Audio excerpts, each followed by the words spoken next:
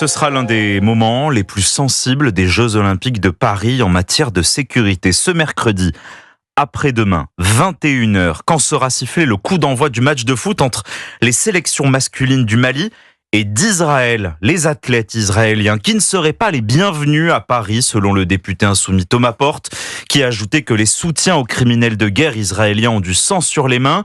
Une position qui divise la gauche, Alexis de la Fontaine. Oui, ces propos sont soutenus par la France Insoumise.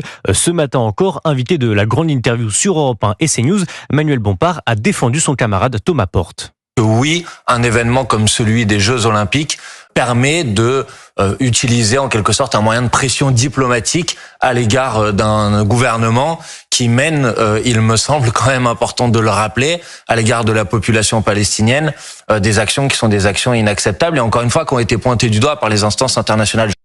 Mais cette position est très vivement critiquée par le reste de la gauche. C'est irresponsable et indigne, répond la socialiste Carole Delga. Thomas Porte est un incendiaire qui attise la haine contre les Juifs, lance Julien Drey. La question de l'antisémitisme reste le point de blocage entre la France Insoumise et ses partenaires. Alors un écologiste rappelle à l'ordre Thomas Porte, le nouveau Front populaire doit lutter contre l'antisémitisme et stopper la brutalisation des débats. Une ligne de conduite respectée par la France Insoumise le temps de la campagne électorale, mais qui s'effrite depuis que ses députés ont été élus. Merci Alexis.